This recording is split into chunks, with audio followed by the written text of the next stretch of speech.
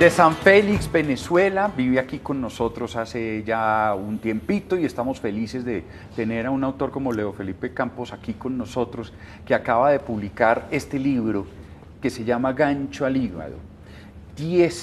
¿Son 10 o 9? Son 10 textos, y 9 relatos y un prólogo, prefacio. Y un prefacio buenísimo.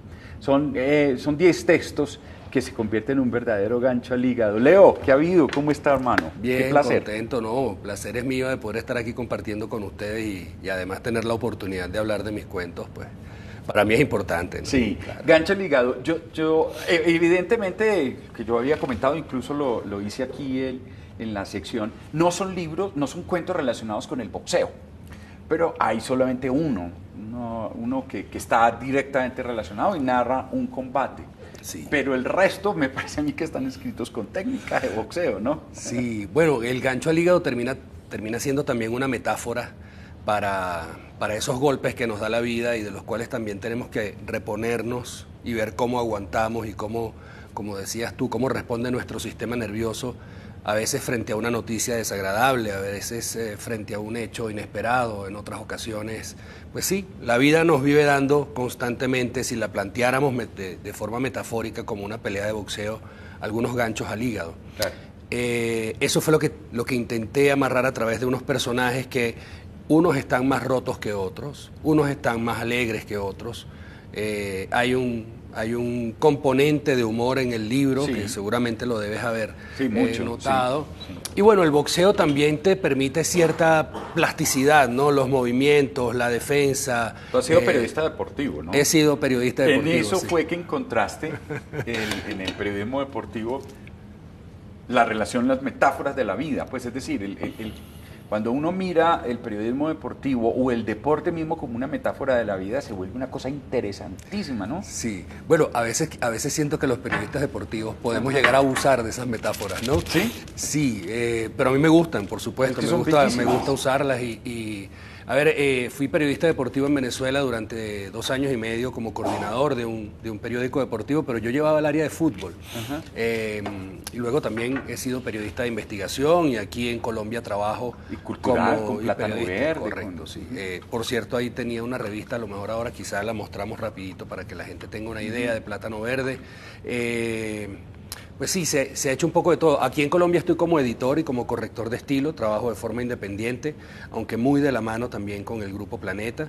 Y tuve la oportunidad de publicar Gancho al Hígado hace un mes apenas, menos de un mes, creo que el libro no tiene un mes de haber sido lanzado. Una presentación que la hizo Alberto Salcedo Ramos, sí, gran periodista colombiano, que además también es un amante del boxeo. Yo me considero un aficionado en todo caso, ¿no?, al boxeo, no tanto un conocedor, pero sí, como lector siempre tuve cierta afinidad por estos escritores, sí, que combinaban el periodismo deportivo con la literatura. Por Jack ejemplo, London, bueno, no sí, era claro, necesariamente, pero escribió varios cuentos. Pero tiene unos cuentos fabulosos, sí. ¿Sí? Tiene uno que es seguramente uno de los cuentos más importantes del boxeo, ¿no? Exactamente, Kick Out, ¿no? ¿Cómo se llama el? Ahora bueno, se me caso, va el Jack título, London, sí. Hemingway era un gran amante. Hemingway también. El gran Cortázar. Julio Cortázar. Hay otro argentino, Osvaldo Soriano, también era un amante, pues, del fútbol y del boxeo en sus cuentos y en su narrativa. No sé, seguramente hay algún tipo de influencia en ellos. Cierto, pero me llama la atención, como esa vulnerabilidad del cuerpo humano, pero a la vez esa capacidad de destruir o atacar y de llegar a anular al otro, ¿no? Yo creo que es quizá la lucha grecorromana, a lo mejor tenga algo similar, pero es el hombre contra el hombre, no hay nada más, ¿no? Hay un espacio físico y hay un espacio temporal y tienes a dos personas tratando de hacerse daño, sí, y de protegerse según ciertas reglas, ¿no?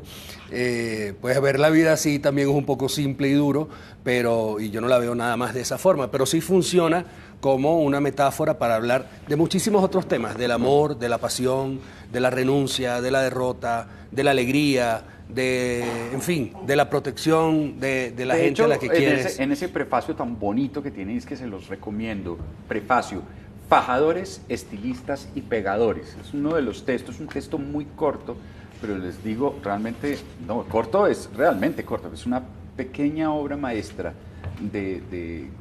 te lo digo sinceramente, es una cosa maravillosa realmente. Y usted hace una relación entre la literatura y el boxeo.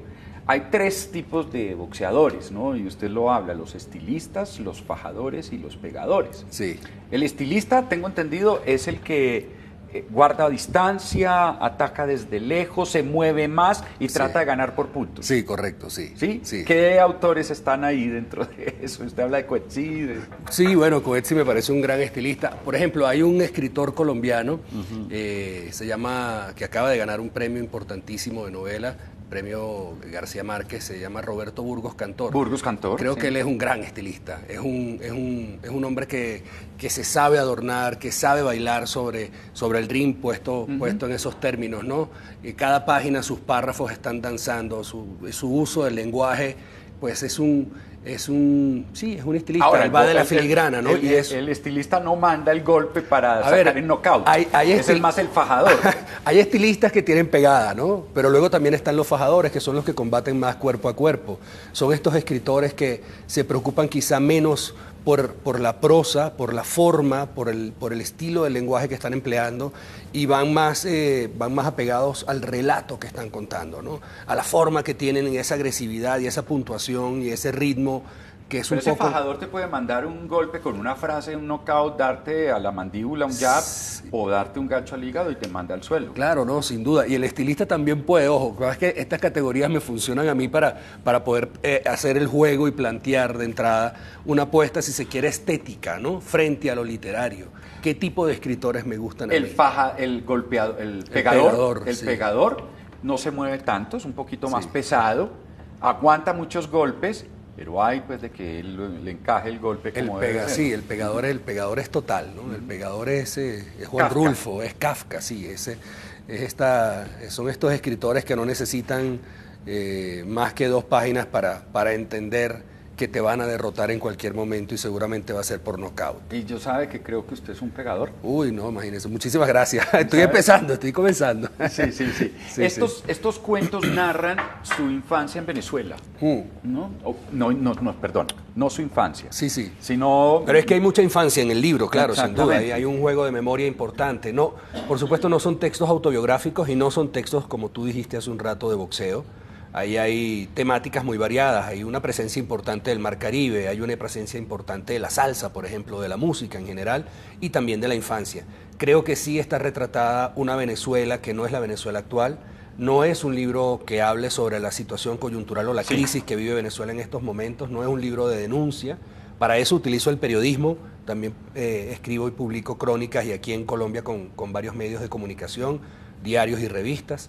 En este libro de cuentos queda más bien una imagen, si se quiere, pues no dibujada al detalle, sino a grandes trazos de un país que sí, era el país que yo miraba y que yo vivía y palpaba y sentía hace quizá 10, 15, 20 o 25 años. Un gancho al hígado es, por ejemplo, cuando una niña pequeña de 5 o 6 años va caminando y de pronto se topa con el pie de su hermana que acaba de colgarse. Sí, es duro para esta hora, pero es uno de los pero cuentos. Pero es así, empieza el cuento así, de una vez usted nos manda con un gancho al hígado, Sí. el resto de la pelea usted nos tiene dominados porque no hay nada que hacer, ya con esa sola imagen. Sí. A ver, a mí me interesa mucho las distintas formas del amor y las distintas formas de la violencia, más o menos incluso a partes iguales. ¿Cuáles son los mecanismos que tiene una niña y una madre de clase media baja, en este caso, para afrontar una situación emocional tan impactante, ¿no? Que te cambia la vida, definitivamente? Entonces lo que intenté trazar allí fue un dibujo de esa especie de Venezuela que no está anclada en un lugar específico, aunque sí la ubico más o menos en el litoral central de Venezuela. Entonces ahí hay una atmósfera, ahí hay un clima determinado, ahí hay unas circunstancias vitales que ellas atraviesan en torno a cómo son sus vecinos, cómo es la decoración de su apartamento, cuáles eran sus aficiones o sus costumbres diarias. Pero es que aquí hay personajes, lo que usted decía, hay personajes muy aporreados por la vida. Sí. Y muy vulnerables. Sí, creo que son la mayoría, ¿no? Todos. Sí. No quiero decir en el mundo, la mayoría está muy aporreada, me parece a mí, ¿no? Sí, es cierto, Sí. ¿no? Somos unos veteranos de guerra caminando llenos de cicatrices por el mundo. Sí, a ver. O en la posición en la metáfora del boxeo, ¿qué? Estamos heridos, ¿no? Ya tenemos desde la entrada una... Quizá estamos contra las cuerdas. Contra las cuerdas. No siempre, también hay momentos de mucho goce y de mucho placer. Creo que en esa totalidad, pues imagínate, tratar de abarcar la humanidad como concepto a partir de vidas pequeñas o de tragedias cotidianas no es una tarea sencilla y es lo que intento hacer ¿Has acá. escrito novela, Leo? Estoy escribiendo en este momento una novela. Este es mi tercer libro. Los dos anteriores, sí, uno es una novela, pero es una noveleta epistolar. Está construida a partir de cartas y de una investigación que realiza ¿Qué el te da el personaje cuento principal. distinto a la novela? El cuento tiene que ser mucho más concreto. El cuento tiene que ser Es ahí un sí gancho ligado. más pegador, sí. Ahí no podemos nosotros estar desperdiciando frases a partir de descripciones extensas o a partir de personajes secundarios que aparecen y no tienen un papel importante Como decía dentro de la Chekhov, historia. si en un cuento aparece una pistola, hay que usar la pistola. Es correcto, Usted sí. no la puede dejar en un armario e irse. Es correcto, sí. El cuento te exige esa brevedad y esa contundencia. Creo que era Julio Cortázar el que en una charla comparando el cuento y la novela decía que el cuento vendría a ser como una fotografía y la novela como una película, ¿no? En ese fotograma que nosotros estamos viendo tiene que estar perfectamente enmarcada toda la historia que estamos contando. Para mí el cuento es mucho más difícil y más exigente. Yo admiro muchísimo los escritores de largo aliento. Sí. Voy a hacer ahora otra metáfora deportiva. Si fuéramos atletas... Maratón. Sí, esos maratonistas. Yo soy de 100 o 200 metros planos. A mí me cuesta mucho. Este libro tiene solamente 130 páginas. Es un libro breve que te da, o me gusta pensarlo así, te exige, como te lo exigiría una serie, quizá, una teleserie, 3-4 horas de atención. Yo creo que en 4 horas se puede leer el libro, si lees bien Sí, y más o así menos, es. ¿no? Por ahí. Así es. Es como sentarte a ver 4 capítulos de una serie que te gusta, digamos, ¿no? Ahora, hay libros que te exigen quizá 10 o 15 o 20 horas de lectura y tienes que leértelo seguramente en 2 o en 3 días, o a veces los que leen más lento tienen menos tiempo, 2 semanas, un mes, ¿no? Sí. A mí me cuesta muchísimo. Yo soy un lector lento, por ejemplo. Yo no soy un lector Yo soy lento, me gusta ser lento y no me exijo más porque termino no entendiendo. Bueno, y luego el tiempo de cada quien, ¿no? Claro. Sabes que curiosamente los cuentos dentro del mercado editorial venden mucho menos que las novelas. Sí, siempre eso lo he sabido y están menos exhibidos. ¿Por qué ese fenómeno? La verdad es que no sé, a ver... Porque uno diría, el cuento es más fácil, o sea, no tengo tiempo, no me tengo que concentrar toda la novela. Tengo un cuento pequeño de unas pocas páginas. Sí, sí, sí. Y lo puedo devorar rápido, fácil. Sí, sí. Ahora, no sé, fíjate, yo hago también ese paralelismo con las películas y las series, ¿no? Desde hace, pongamos unos 10 años para acá, en la última década, las series se han prácticamente impuesto sobre el mercado audiovisual y hoy en día consumimos muchas series. Y es como leerte una novela, porque tienes que seguir la trama de la historia capítulo a capítulo, ¿no? La película te está exigiendo 2 horas. No sé por qué, porque se supone que con esta velocidad en la que vamos, pues la gente solo le dedicaría máximo media hora a la lectura diaria y ahí tienes un cuento. ¿Cómo ordenas tú los cuentos acá? ¿Por orden cronológico? Bueno, ese es ¿Escribiste primero al principio? No, ese es un trabajo del editor. Yo tuve una editora excelente, fabulosa, una chica joven y sumamente inteligente que se llama Paula Marulanda, y ella, luego de leerse el libro varias veces, por fortuna, me sugirió ese orden. ¿Por qué? Bueno, el cuento es un poco largo, pero digamos que de entrada, como arrancamos con un cuento de salsa, breve, sabrosón, digamos, ¿no? Con mucho swing, ella pensó que ese cuento podía enganchar al lector a que no abandonara el libro después de ese primer relato, sino que siguiera leyendo.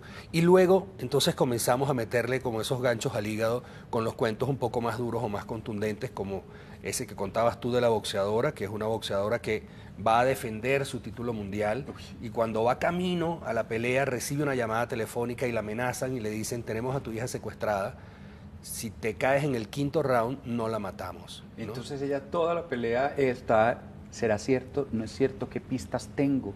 Nadie le da una pista, ataco o no ataco. La contrincante es una... Bueno, ella tiene muchas diferencias con ella, la quiere acabar, no solo porque es su deporte, sino porque dice, representa un montón de cosas que yo no soy. Sí. Ay, caramba, eso. Sí. No, y entonces, durante ese combate se van flashbacks y vuelve. Sí. técnicamente es complejo.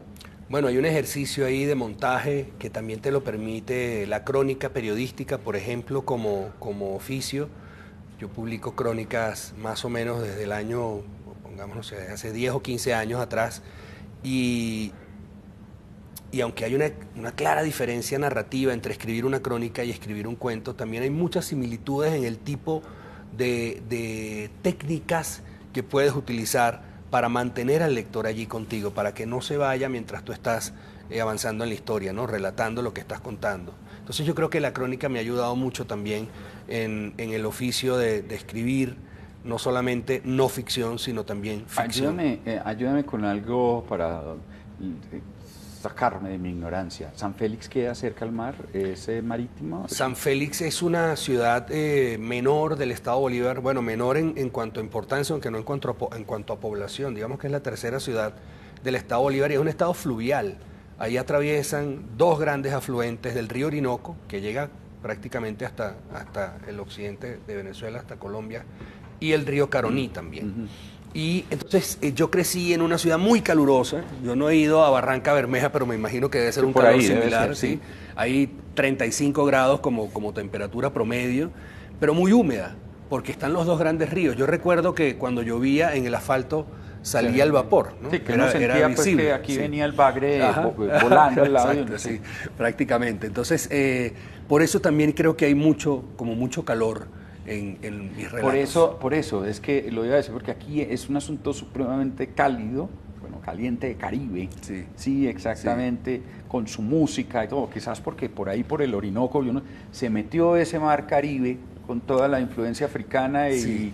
Bueno, hay un contacto fuerte con Trinidad. Hay un cuento que se llama Carúpano, que es una ciudad de la costa venezolana, de la costa oriental. Son muchachos que van a un carnaval y ahí les pasan una serie de cosas. Sí, ellos van buscando pues al ideal de sus chicas, son unos posadolescentes, ¿no? Preuniversitarios, por ahí no sé, estarán como en 16, 18 años. Muchachos, y ellos un peso en el bolsillo. Van pobres, pero van felices porque van a sus carnavales, imaginemos que son los carnavales de Barranquilla aquí en Colombia, y van con esta idea fabulosa de conseguir el amor en esos carnavales y cuando llegan allá se consiguen con otra cosa, con otra sorpresa, ¿no?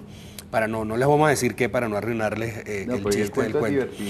Y bueno, en Carúpano meto un poco de eso, tanto mezcla ese Caribe con el calipso de Trinidad que llega a la zona de Bolívar. Pero la verdad es que yo soy más caraqueño que guayanés, que es el gentilicio de los que nacemos en San Félix o en Puerto Ordaz, en Venezuela. ¿Por qué digo eso? Bueno, porque voy para 40 años y de ellos casi 30 los he vivido en Caracas. En Caracas. Sí, entonces, y Caracas sí que está mucho más cerca del Mar Caribe. Está cruzar el Ávila y ya. Correcto, sí. Estamos en el Tenemos océano. La playa ahí del otro lado de la montaña. Sí, eso es como pararse, no sé si han ido, seguramente sí. Es como si usted se parara en Monserrate. Hágase de cuenta, para un lado mirar a la Caracas y para atrás mirar el mar. En vez de tener el páramo de Sumapaz, estuviese el mar. Correcto, es más o menos eso, ¿no? Así es. Entonces, imagínense, ahí está el mar todo el tiempo. ¿Cómo escribes estos cuentos? ¿Cómo es tu proceso de escritura? Bueno, un proceso lento, en mi caso es lento porque soy muy indisciplinado. Tengo muchísimos amigos escritores que tienen rutinas trazadas, que las cumplen. Y se encierran de las 8 y no contesto el teléfono hasta las 4 de la tarde. Correcto, y hay algunos que incluso se pueden despertar a las 4 de la mañana y están escribiendo hasta las 7, 8 y luego comienzan su rutina y vuelven a retomarlo nuevamente. Como el que va al gimnasio todos los días o el entrenador. Sí, yo no he desarrollado desafortunadamente esa disciplina, entonces voy siempre mucho más lento y además mi trabajo es leer y escribir. A mí me pagan por leer y por escribir, que es muy sabroso, me encanta, ¿no? Sí. Pues es de las primeras cosas que aprendemos cuando vamos al sistema educativo, ¿no? Sí. Nos enseñan a leer y a escribir.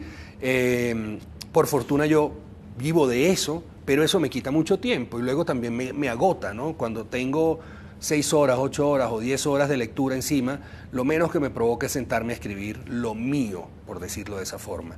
Entonces el proceso es variado, hay semanas o meses incluso en los que no me paro nunca de la computadora y estoy ahí como metido en la historia y saco al personaje y sueño con lo que estoy escribiendo o se me ocurre algo y lo anoto y voy luego a la máquina o en el mismo celular o a veces con papel y lápiz porque aún uso papel y lápiz o ¿Tú usas bolígrafo. papel y lápiz? Sí. Yo todavía me pregunto cómo hizo el Marco de Lepanto o Alejandro Dumas para escribir Víctor Hugo. Unas cosas de estas a tinta. Bueno, el otro día, sabes que me senté en una máquina de escribir Ajá. por curiosidad y cuando yo estudiaba en el liceo a mí me daban mecanografía, era una de las materias. Y yo me acuerdo que era bueno, tipeando en la máquina de escribir. Me senté en una. Oye, qué cosa tan compleja y tan difícil. Qué cosa tan difícil, ¿no? Porque es más dura. Claro. ¿No? Y luego las teclas no están todas a la misma altura, sino aquello no es... Bueno, yo tropezaba a cada rato. Claro, ¿no? y una de las dos teclas al tiempo y el dedo, los dedos bien aporreados. Fue un ejercicio, de verdad fue un ejercicio difícil. Ahora, a mano sí me resulta mucho más simple porque como he sido reportero y he sido periodista, también tengo el hábito de, mientras voy hablando con la gente, voy tomando nota, ¿no? Igual conmigo mismo. Cuando se me ocurre una idea, saco el papel y el bolígrafo y comienzo pero es que escribir y entonces esto vuelve y lee la frase y raya y después se vuelve una cosa ininteligible, entonces después la pasa y perdimos un montón de tiempo para pasarla en limpio. No sé cómo hacían estos genios. Pero es un tiempo sabrosísimo porque en ese proceso de tratar de descubrirte a ti mismo, qué fue lo que yo quise escribir aquí o por qué, porque a veces uno lo hace el mismo día, pero en otras ocasiones pueden pasar semanas y luego consigues eso y dices, mira, aquí tenía apuntada esta idea para este cuento, para esta novela, y cuando vas a pasarla no te entiendes, ¿no? O ¿por qué se me ocurrió esto? Entonces luego en ese juego de descifrarte a ti mismo también creo que pasan cosas interesantes. Sí, pasan cosas interesantes y uno dice, caramba, fui genial, no me acordaba. O cómo me ocurre escribir semejante tontería, yo en qué estaba pensando. Sí, ambas cosas. A ver, para este oficio, no sé quiénes nos estén viendo ahora, pero si hay gente que tiene vocación de escribir y está apenas comenzando a escribir, yo he dictado muchos talleres de narrativa también aquí en Bogotá. Lo hago generalmente con los amigos de la librería Lerner y siempre les digo lo mismo, hay que tener una dosis muy equilibrada entre el autoengaño o la autoindulgencia y la autocrítica, ¿no? O sea, tenemos que ser duros con nosotros mismos. ¿Por qué? Porque nadie va a ser más duro que nosotros y nadie va a lograr una calidad realmente incuestionable desde el punto de vista literario. O sea, estás como decíamos ayer que estaba hablando con un periodista, Santiago Rivas, decía, el elogio a la crítica negativa. No tenga miedo a la crítica negativa, decía. Para nada, sí, para nada. Porque es que, no, enfoquémonos en lo positivo, no caramba. Deje lo positivo, pero enfóquese en lo negativo, que es lo que tiene que cambiar. Pues si se enfoca en lo positivo, sale con una cosa... Me parece que Santiago también es un tipo muy inteligente y muy particular, y él tiene un gran dominio de sí mismo y de su autoestima. Pero también tiene que haber una pequeña dosis de autoengaño. Sí, porque en algún momento tenemos que creer que eso que estamos haciendo tiene sentido y es valioso. ¿Por qué yo le dedico a un libro que puede tener, como en este caso, 130 páginas, 5 años de trabajo? Para que alguien se lo lea. ¿Y qué va a pasar allí? Porque uno finalmente está publicando algo, haciéndolo público para que ocurra algo del otro lado de la página. Allí es cuando nace la literatura. Cuando una persona que tú no conoces, como por fortuna es tu caso, estoy súper complacido de estar acá, abre el libro de cuentos y siente algo, bien sea compasión, alegría, tristeza, melancolía, risa, sorpresa, algo ocurrió. Entonces tenemos que creer que somos capaces de generar eso, porque si no, entonces pues hagamos otra cosa. Es como el que es chef, ¿no? Digamos, si tú cocinas para alguien, lo que estás esperando es que cuando ese plato llegue a la mesa genere algo, ¿no? Una reacción en quien está probando tu comida. La diferencia entre llenarte y alimentarte. Pues, exactamente, me correcto. llené, ¿no? Almorcé, ya estoy lleno. Eso ¿no? es, sí. Entonces, claro, pero también tenemos que ser duros, ¿no? Con nosotros mismos. Tú me decías ahora cómo efectivamente usabas la crónica para hacer otro tipo de trabajos, el periodismo, la denuncia, el trabajo que haces. Pero piensas hablar de la experiencia venezolana que te ha tocado a ti o que están pasando muchos hermanos venezolanos en tus novelas. ¿Has decidido, como decía Cortázar, el escritor como hombre político? Yo creo que todos los cuentos y toda la literatura es política, no necesariamente político partidista o coyuntural. Es decir, no creo... Lo que pasa es que por fortuna cuento yo con la posibilidad de hacer trabajos de investigación desde la crónica, ¿no? Entonces ahí yo voy soltando mucho de lo que siento que necesito decir. Ahora estuve en la Feria del Libro de Bucaramanga y luego fui a la Fiesta del Libro en Cúcuta y pude hacer un pequeño trabajo de reportería mientras estaba disfrutando en esta burbuja literaria fabulosa que nos crean a los escritores, salir de allí e ir a la calle y tomar nota de lo que están viviendo mis compatriotas venezolanos, pues en ambas ciudades, ¿no? Sí. O sea, este drama terrible de tener que caminar durante días, las personas más pobres seguramente, que no tienen ni siquiera para pagar un boleto en bus. Claro, pero como es ¿no? una moda. No, lo estoy diciendo porque Sí, claro, es una por cosa, supuesto. por supuesto, sarcástica, diciendo que desde el gran Sí. gobierno venezolano nos están diciendo que es una moda. Claro. Es decir, que la gente viene a morirse de hambre y a caminar kilómetros por moda. A ver, por ejemplo, frente a ese comentario que genera muchísima indignación y muchísima rabia, al menos a mí y seguramente a la mayoría de las personas sensatas, no sé si pudiese de repente crear algún personaje, pero hablar directamente de la situación venezolana, el de los últimos 10 o 15 o 20 años, no sé si durante unos años más, en lo personal a mí no me Como no que me ha todavía no te movido. sale. No, Todavía además, no te... además me da la impresión de que para construir ese tipo de literatura es necesario cierta distancia histórica. Exacto, no has logrado la distancia adecuada para uno decir, puedo escribir tranquilo. Sí, sí. Porque a veces cuando uno está metido... Ni siquiera me lo he planteado. Ahorita estoy escribiendo un libro de relatos que está atravesado por la salsa, donde hay también, por supuesto, es que a eso voy, ¿no? Literatura desde lo político, cuando hablas de la polis y cuando hablas de lo que somos y de cómo nosotros cómo las ciudades se van interconectando a través de lo que vivimos, del tipo de cotidianidades que desarrollamos, de cómo trabajamos o cómo funcionamos o cómo celebramos en la noche, por ejemplo, qué es una ciudad de noche y qué es una ciudad de día. Ahí hay un ejercicio político. Sí. Pero luego, que tenga que ver o no con los mafiosos del gobierno, Claro. o con gente que no camina, ellos no caminan ya, o sea, ellos no saben lo que es hacer una compra en un abasto, ellos no pagan la luz. Entonces, estos tipos que son realmente multimillonarios, por ejemplo, Jorge Rodríguez es un señor que tiene muchísimo dinero, lo sé porque conozco personas que lo conocen a él, muy cercanas a él, y yo sé cómo vive con todos los lujos del mundo, que diga que esto es una moda o que va a pedirle una indemnización ahora al gobierno colombiano. Bueno, realmente uno sabe que son estrategias comunicacionales, ¿no? Y que ellos miden muy bien lo que están diciendo porque están buscando que esto surta determinado efecto dentro de lo geopolítico y dentro, sobre todo, de sus seguidores en Venezuela. Pero ¿qué va a estar caminando Jorge Rodríguez? Sí, por favor, sí. él anda con escoltas y en un carro blindado todo el tiempo, ¿no? Entonces, pues no pasa nada. A mí, digamos, como creador de literatura o de ficción, no me interesa construir ningún tipo de historia alrededor de esa realidad porque para eso tengo la crónica o los reportajes. Claro. Una última pregunta, ahora que hablas de la salsa, que también ahí podría haber una relación. La salsa y yo tenemos en común lo que un huevo y unas tijeras. No, realmente no nos entendemos muy bien. Sí. Sí, ya sé que vamos a... Pero esto sería como una salsa a lo Rubén Blades. Sí, ¿Cierto? hay un sabor, en este libro hay un sabor de una salsa más de los años 70, de lo que fue esa construcción fabulosa, mercantil, pero también emocional, sonora, Fania. histórica, que es la Fania, sí. Y yo Eso. soy un gran bailador y ¿cómo se dice? Amante, ¿sí? De la salsa brava. Entonces, fíjense ustedes este suculento plato, gancho al hígado. Leo Felipe Campos. Quería compartirlo con todos los televidentes de Leo Bogotá y de Despierta Bogotá. Leo, gracias. No, gracias a usted, quedo sumamente agradecido, realmente. Y a usted por venir y conversar tan rico aquí. Pero tenemos todavía muchos más ganchos al hígado que darles en Despierta Bogotá ya ahora.